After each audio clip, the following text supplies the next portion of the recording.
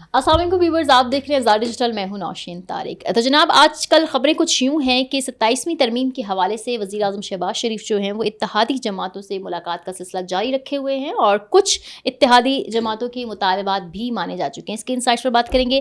اس کے علاوہ P T I کو ایک بار پھر جو ہے وہ کوئٹہ میں جلسہ کرنے کی اجازت نہیں دی گئی، وجہ سیکیورٹی ریزنز بتائی جا رہی ہیں۔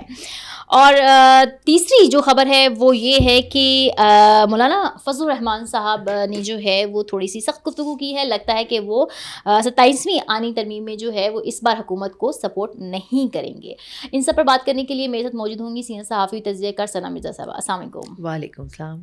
کیا حال چال؟ اللہ کا شکر۔ مولانا صاحب سے آغاز کرتے ہیں۔ ہاں بالکل ہونا چاہیے۔ اچھا، مولانا صاحب نے 26 ترمیم تک تو وہ کر دی، اس میں ووٹ بھی دے دیا، اور اب ان کو اچانک یاد آیا یہ تو ساری کی ساری اسمبلیاں ہی جعلی ہیں۔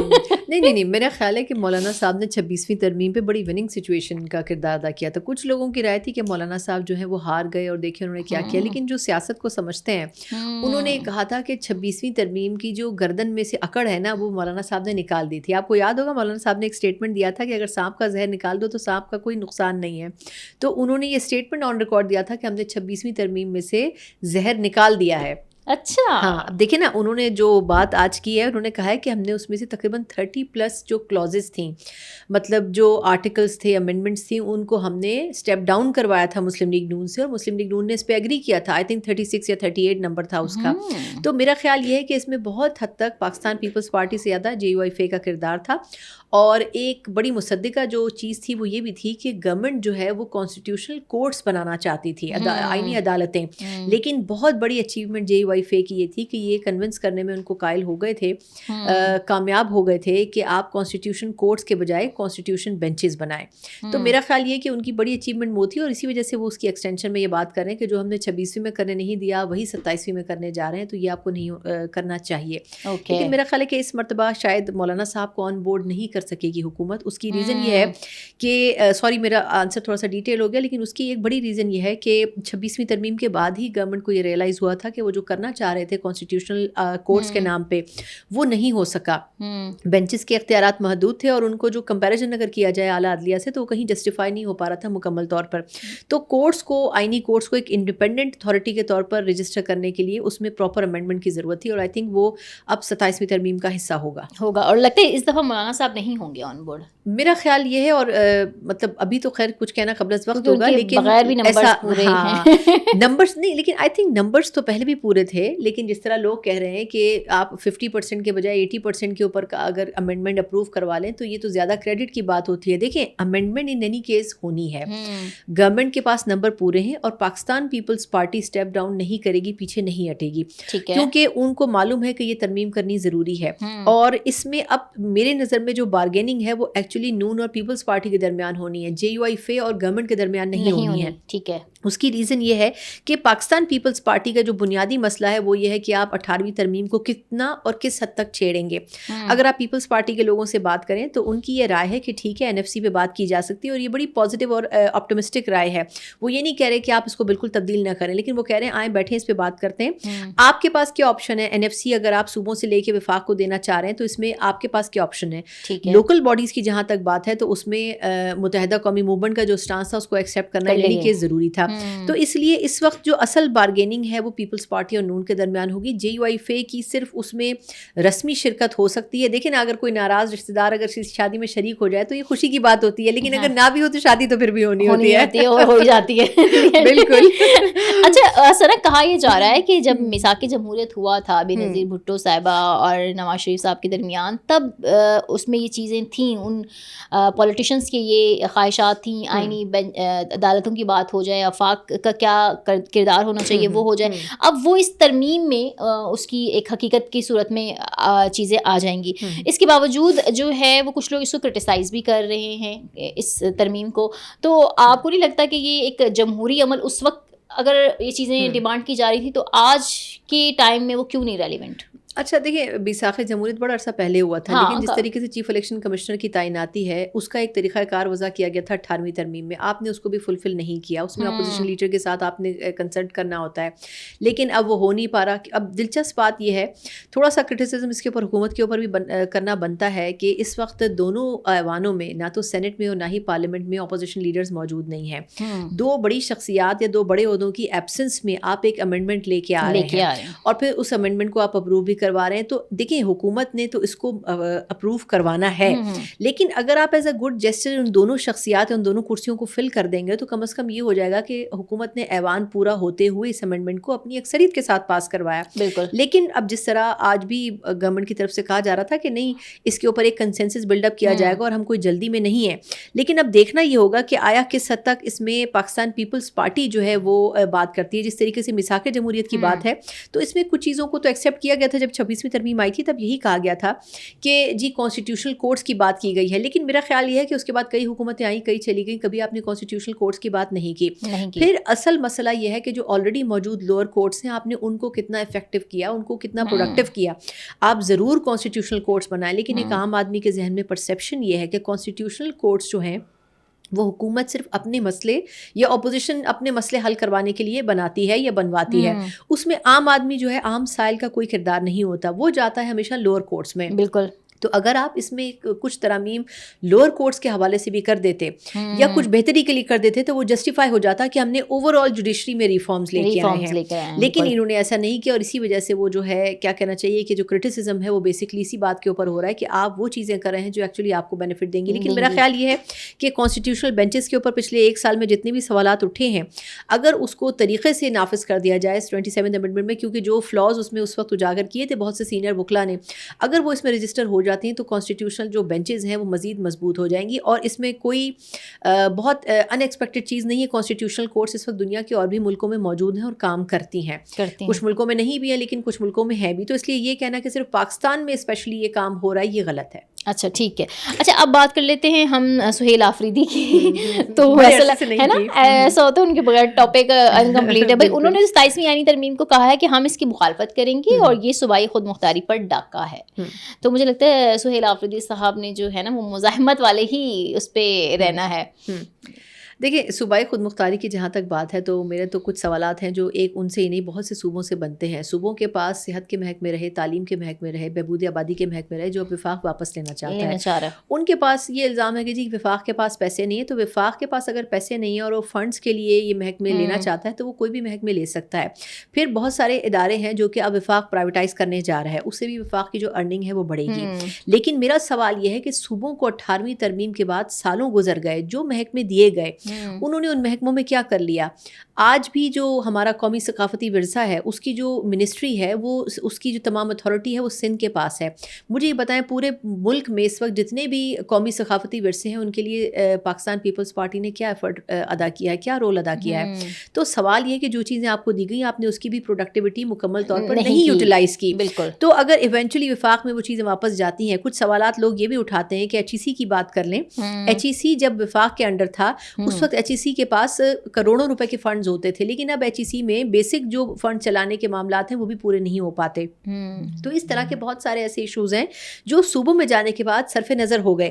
تو اس لیے میرا خیال یہ ہے کہ اگر یہ ساری چیزیں ہوتی ہیں تو اس میں ایک بڑا مسئلہ یہ صرف درپیش ہوگا کہ حکومت ان چیزوں کو آگے لے کے کیسے چلتی ہے۔ جہاں تک سہیل آفریدی صاحب کی بات ہے تو صوبائی خود مختاری کی بات اس لیے نہ کریں کیونکہ صوبوں کے معاملے کے اوپر سب سے بڑا مسئلہ جو ہے وہ ٹیررزم کا ہے۔ اب یہ صوبائی خود مختاری نہیں آتی، لیکن یہ ایک ایسا مسئلہ جو ایک صوبہ فیس کر رہا ہے، اس کے لیے آپ نے کیا میجرز لیے؟ آپ سے پہلے کے جو وزیر اعلیٰ تھے گنڈا پور صاحب، انہوں نے کیا میجرز لیے اور ان میجرز کے نتائج کیا نکلے کہ آج ٹیررزم سب سے زیادہ آپ کے صوبے میں موجود ہے، اور پھر آپ اس کو کنٹرول کرنے کے بجائے الٹا الزامات بھی لگاتے ہیں، بجائے اس کے کہ آپ اپنے صوبے کے عوام کو سیکیور کریں، آپ الٹا حکومتوں پہ یا مختلف حلقوں کے اوپر تنقید کرتے ہیں۔ تو اس لیے صوبے اگر اپنے معاملات ٹھیک طریقے سے نبھاتے تو پھر وفاق کو کبھی یہ سوچنے کی ضرورت نہیں پڑتی کہ ہم یہ حصہ جو ہے واپس لے سکتے ہیں، چاہے وہ کوئی بھی فیکٹر ہو۔ ٹھیک ہے، اچھا سنا ہم نے دیکھا تھا پچھلے دنوں جو ہے وہ لوگ جو جنہوں نے پہلے پی ٹی آئی سے علیحدگی تھی، فواد چودھری، عمران اسماعیل وغیرہ، ان لوگوں کی طرف سے ایک وہ تھی کہ وہ ایک تحریک شروع کرنا چاہتے ہیں جس میں بانی پی ٹی آئی کو ریلیف یا وہ لوگ جو پی ٹی آئی کے اندر ہیں ان کو کوئی ریلیف مل سکے. انہوں نے کہا ہم ایسی کوئی کوشش کرنا چاہتے ہیں. ہو سکتا ہے کہ وہ پولیٹیکلی خود کو ریلیونٹ کرنے کے لیے کر رہے ہوں، لیکن بہرحال ان کو پی ٹی آئی کے اندر سے کافی تنقید کا سامنا بھی کرنا پڑا. جبکہ دوسری جانب کچھ لوگوں کا ماننا یہ ہے کہ وہ لوگ جو کر رہے تھے وہ اسٹیبلشمنٹ کی وہاں پر کر رہے تھے، ایسی کوششیں اسٹیبلشمنٹ کرتی ہے وہ ناکام ہو جاتی ہیں. جبکہ ہم اگر ان کا ایک نظریہ دیکھا جائے کہ اگر وہ واقعی ان لوگوں کو ریلیف دلوا دیتے ہیں اور کوئی سیاسی استحکام پاکستان میں آ سکتا ہے، کوئی کوہرنس بلٹ ہو سکتی ہے، تو وہ تو ایک اچھی چیز ہے. لیکن دوسری طرف لوگ یہ بھی کہتے ہیں کہ علیمہ خانم صاحبہ یا جیسے سلمان اکرم راجہ ہیں، یہ والی جو ٹولہ ہے اس وقت ان کو سوٹ یہ کرتا ہے کہ خان صاحب کو فی الحال ریلیف نہ ہی ملے. آپ اس ساری چیز کو کیسے دیکھتی ہیں؟ اچھا دیکھیں، انٹرسٹنگلی ایک بات ہے، فواد چودھری صاحب اگر پی ٹی آئی کا حصہ نہیں ہے تو فواد چودھری صاحب نے جب بھی کوشش کی ان کی ملاقات خان صاحب سے کیوں کروا دی جاتی ہے یا وہ ہو جاتی ہے؟ خان صاحب خود ہی یہ کہہ دیں کہ میں ان سے نہیں ملنا چاہتا. فیصل چودھری صاحب ان کے بھائی ہیں، وہ جب بھی ملاقات کے لیے درخواست کریں خان صاحب ان سے مل لیتے ہیں. اگر ہم یہ کہیں کہ یہ اسٹیبلشمنٹ کے آدمی ہیں نہیں ہیں، تو اس کے باوجود خان صاحب ان کی بات تو سنتے ہیں یا ان سے ملاقات کرنا چاہتے ہیں. اگر وہ اتنے ناپسندیدہ شخصیت ہے تو وہ کہہ دیں کہ میں اس شخصیت سے ملنا نہیں چاہتا. آپ کسی بھی ملزم کو یا جیل کے اندر قیدی کو زبردستی کسی سے نہیں ملوا سکتے. ایک بات تو یہ کلیئر ہے کہ خان صاحب ان سے ملتے ہیں اور اپنی کنسنٹ کے ساتھ ملتے ہیں جب ہی ان کی ملاقات ہوئی. دوسری بات یہ ہے کہ فواد چودھری صاحب کے پی ٹی آئی چھوڑنے کے بعد بھی پی ٹی آئی ان کے اندر سے مائنس نہیں ہو سکی. مجھے آج بھی وہ ویژولز یاد ہیں جب ان کو علیم خان صاحب کی پارٹی میں وہ گئے اور وہاں پہ گیدرنگ 2-3 ہوئی تو وہ پیچھے جا کے چھپ کے شرما کے بیٹھے تھے. یعنی ہوتا ہے کہ کسی بھی پارٹی میں چاہے اس کے جو بھی عروج و زوال ہوں یا اس کے پلس مائنس ہو، لیکن آپ کی ایک اپنی ڈیڈیکیشن ہوتی ہے. ویسے انہوں نے 3 پارٹیاں بدلیں، وہ پہلے مشرف صاحب کے ساتھ رہے، پھر وہ پاکستان پیپلز پارٹی میں رہے، اس کے بعد وہ غالباً پاکستان تحریک انصاف میں آئے. لیکن ان کی ایک اپنی ایسوسیشن پی ٹی آئی کے ساتھ بنی، وہ آج بھی قائم ہے. ان کا ایک اپنا طریقہ سیاست بھی ہے. لیکن سوال یہ ہے کہ فواد چودھری صاحب کے حامی بھی پارٹی میں موجود ہیں اور ان کے مخالفین بھی. ہر شخصیت کے حامی اور مخالفین ہوتے ہیں. شاہ محمود قریشی صاحب جیسی میچور شخصیت شاید ہمارے پاس بہت کم شخصیات ہوں گی جو پالیٹکس میں ہیں، لیکن شاہ محمود قریشی صاحب کے بارے میں جب سے وہ جیل میں ہے کسی نے بات نہیں کی کہ وہ بھی اتنا ہی ٹف ٹائم فیس کر رہے ہیں جتنا کہ خان صاحب فیس کر رہے ہیں. بالکل، وہ بھی اتنی اسٹرگل کر رہے ہیں. لیکن جب فواد چودھری صاحب کی ملاقات ہوئی شاہ محمود قریشی صاحب سے تو اس وقت انہوں نے بھی یہی کہا کہ آپ ضرور انڈیپینڈنٹلی یہ کام کر سکتے ہیں، میری اس میں کوئی مطلب ان پٹ نہیں ہے، لیکن بات چیت ہونی چاہیے. یہی اعجاز چودھری صاحب نے بھی ان سے بات چیت میں کہا. دیکھیں ایونچولی آپ کو بات چیت کرنی پڑے گی، اور اس لیے اس کا سب سے بڑا ریزن یہ ہے کہ آپ صرف اکیلی شخصیت نہیں، آپ کے پیچھے ایک پوری پارٹی ہے اور اس پارٹی کے پیچھے کارکنان کی بڑی تعداد ہے. لیکن اب واٹ سو ایور ریزن، جہاں تک علیمہ خان صاحبہ کی بات ہے تو ان کے بارے میں بھی ایک بڑا کنفیوژن موجود ہے. کچھ عرصے پہلے ان کے اوپر الزام لگایا گنڈا پور صاحب نے، جس کی وجہ سے ان کا عہدہ بھی گیا کہ یہ شاید کہیں اور کی بات سن رہی ہیں. بالکل. لیکن اگر دیکھا جائے تو ان کی اپنی بھی پولیٹیکل مقاصد ہوں گے، لیکن وہ خان صاحب کے حوالے سے ایک ڈائریکٹ ماؤتھ پیس ہیں. جو خان صاحب چاہتے ہیں ان سے کہلوانا وہ باہر آ کے کہتی بھی ہیں. تو اس لیے یہ سمجھ لینا کہ وہ 100% اپنی کنسنٹ پہ سب کچھ کر رہی ہیں یہ ممکن نہیں ہے. اور اگر میں یہ سمجھوں کہ خان صاحب جتنا عرصہ پارٹی میں باہر رہے، اقتدار میں بھی رہے، ہم نے کبھی علیمہ خان صاحبہ کو ان کے دائیں بائیں نہیں دیکھا. اگر ایسا تھا کہ وہ اقتدار کی اتنی متلاشی تھی تو وہ خان صاحب کے دائیں بائیں جگہ بنانے کی کوشش کرتی ہیں، جو ماضی میں رحم خان صاحبہ نے بھی کی تھی ان کی اہلیہ ہوتے ہوئے. بالکل. تو اس لیے میرا خیال یہ ہے کہ علیمہ خان صاحبہ پہ 100% ملبہ نہیں ڈالنا چاہیے. اوور آل پارٹی میں کچھ چیزیں خان صاحب کے ہاتھ میں ہیں، اور ان کی جیل میں ہونے کی وجہ سے ان کی موجودگی کے جو باہر بیٹھے ہوئے لوگ ہیں ان میں اقتدار کی رسہ کشی ہے. اور اس میں علیمہ صاحبہ کی خواہش یہ ہے کہ کیونکہ میں ان کی بہن ہوں اس لیے پارٹی کے فیصلے جو ہیں وہ میرے ہاتھ میں ہونے چاہیے. جب تک بشرا صاحبہ باہر تھیں تب تک ان 2 خواتین کے بیچ میں جنگ تھی. اب بشرا صاحبہ کیونکہ جیل میں ہیں تو اس لیے علیمہ خان صاحبہ versus the whole party actually یہ ہو رہا ہے. لیکن یہ کہنا کہ صرف علیمہ خان صاحبہ قصوروار ہے ایسا نہیں ہے. فواد چودھری صاحب کو میرا خیال ہے موقع ملنا چاہیے. اس کی وجہ یہ کہ جو الٹیمیٹ سولوشن ہے وہ ڈائلاگ ہے، اور ڈائلاگ پہ آپ کو آنا پڑے گا. لیکن اس میں ایک لاسٹ بڑا انٹرسٹنگ پوائنٹ ہے، اس وقت کی جو ٹائمنگ ہے بات چیت کرنے کی، اس سے زیادہ بہتر ٹائمنگ اب آنے والے وقت میں دوبارہ پی ٹی آئی کو نہیں مل سکے گی. اس کی ریزن یہ ہے کہ اس وقت 27th امینڈمنٹ ہو رہی ہے. جب 26ویں ترمیم ہو رہی تھی تو شروعاتی ڈسکشنز میں پی ٹی آئی بیٹھی تھی، لیکن لاسٹ مومنٹ پہ جب یہ پاس ہونے کے قریب تھی اور پی ٹی آئی نے اپنی ریزرویشنز مولانا کے تھرو ایڈریس بھی کی تھیں، اور اس میں سے بہت سی ایڈریس ہو کے ان کو کریکٹ بھی کر دیا گیا تھا، لیکن لاسٹ مومنٹ پہ خان صاحب کے کہنے پہ P T I back out کر گئی تھی. یہ موقع ہے آپ دوبارہ گورنمنٹ کے ساتھ بیٹھیں، آپ اداروں کے ساتھ بیٹھیں، آپ بات چیت کریں، ان کے ساتھ اپنے جو آپ کے ریزرویشنز ہیں وہ رکھیں. آپ کا ایک کنیکشن ان کے ساتھ بنے گا، آپ کی ایک بات چیت کا ماحول بنے گا، اور اس کے بعد آپ کے معاملات بہتری کی طرف جا سکتے ہیں, آپ ان سے اپنی ریزرویشن سے ایڈریس کر سکتے ہیں. لیکن اگر آپ اس طریقے سے ایک مزاحمتی سیاست کریں گے تو اس کا نقصان صرف یہ ہوگا کہ آپ پارلیمنٹ سے بھی ایک نہ ایک دن نکال دیے جائیں گے. اچھا, یہی بات میں اپنے اگلے کوشچن میں بھی آپ سے کرنا چاہتی ہوں, جو کہ میرا لاسٹ کوشچن ہے, وہ یہی ہے کہ جیسے آپ نے کہا مذاکرات, ڈائلاگ, فواد چودھری بھی شاید یہی چیز کرنا چاہتے ہیں جس سے ریلیف بھی ملے اور تھوڑا سے ملک میں جو پولرائزیشن ہے وہ بھی کم ہو.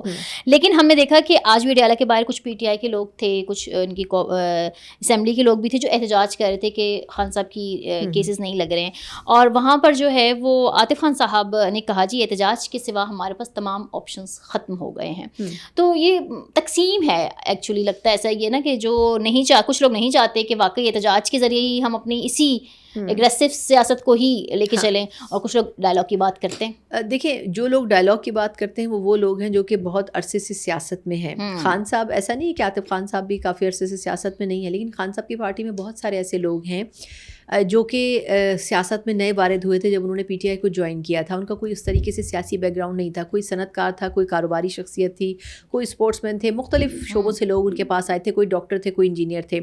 لیکن جو سیزن پولیٹیشین ہیں, آپ آج بھی پی ٹی آئی کے اندر جا کے ان سے بات کریں, وہ یہی کہیں گے کہ جب تک ہم اقتدار کے اندر واپس یا سسٹم میں واپس نہیں آئیں گے ہماری کبھی بھی معاملات ٹھیک نہیں ہو سکتے. آپ سب سے بڑی اپوزیشن کی پارٹی ہیں, لیکن آپ اس وقت سب سے زیادہ گراؤنڈ سے لگے ہوئے ہیں. اس کی ریزن یہ ہے کیونکہ آپ نے صحیح پلیٹ فارم نہیں چنے اپنی بات کہنے کے لیے. احتجاج کرنا میرے خیال میں ضرور جمہوری حق ہے, لیکن احتجاج بھی جمہوری طریقے سے ہونا چاہیے. اگر سہیل آفریدی صاحب یہ سوچیں گے یا عاطف خان صاحب یہ سوچیں گے کہ ہم اسلام آباد کی طرف چڑھائی کریں گے تو وہ 26 نومبر گزرا, اب دوبارہ ویسا 26 نومبر نہیں آئے گا. کہا جا رہا ہے کہ اس کے لیے بڑی تیاری ہو رہی ہے پی ٹی آئی کے اندر, اور اسی لیے تھوڑا ٹائم جو ہے وہ گین کیا گیا ہے. فواد چودھری صاحب نے اس حوالے سے 2 کلو بڑے امپورٹنٹ دیے تھے. انہوں نے کہا تھا کہ اگلے 15-20 دن بڑے اہم ہیں, کیونکہ نومبر میں احتجاج نہیں ہو رہا. اگر پی ٹی آئی احتجاج کرے گی تو وہ دسمبر میں کرے گی, لیکن دسمبر میں یا تو یہ احتجاج کریں گے یا پھر خان صاحب کی طرف سے کوئی بگ اناؤنسمنٹ آئے گی, اور وہ موسٹ پرابلی یہ ہو سکتی ہے کہ آپ اسمبلیوں سے استعفے دے دیں. تو ان 2 چیزوں میں سے کوئی ایک راستہ چننا پڑے گا. لیکن اس سے پہلے پی ٹی آئی کے جو میکسیمم لوگ ہیں وہ یہ چاہتے ہیں, اور فواد چودھری صاحب کو جو آگے کیا گیا ہے وہ ایسے نہیں کہ وہ اپنی مرضی سے خود ہی سے آ گئے, کہیں نہ کہیں سے آپ کو مطلب کوئی لائن دی جاتی ہے یا آپ کو کوئی گائیڈ کیا جاتا ہے, اور یہ اچھی بات ہے. ان کے پارٹی کے پرانے لوگ اگر ان سے یہ کہہ رہے ہیں اور وہ خود بھی کہہ رہے ہیں کہ وہ رابطے میں ہیں, تو اس چابی کا یقیناً اثر تو ہوگا اور وہ پھر ہمارے سامنے آئے گا. لیکن یہ آخری موقع ہے, اگر 27th امینڈمنٹ کے نام پہ آپ کی بات چیت بن جاتی ہے تو میرا خیال ہے کہ اس اپرچونٹی کو گنوانا نہیں چاہیے. چلیں دیکھتے ہیں, پی ٹی آئی ویسے ہر اپرچونٹی گنوا دیتی ہے. Thank you so much.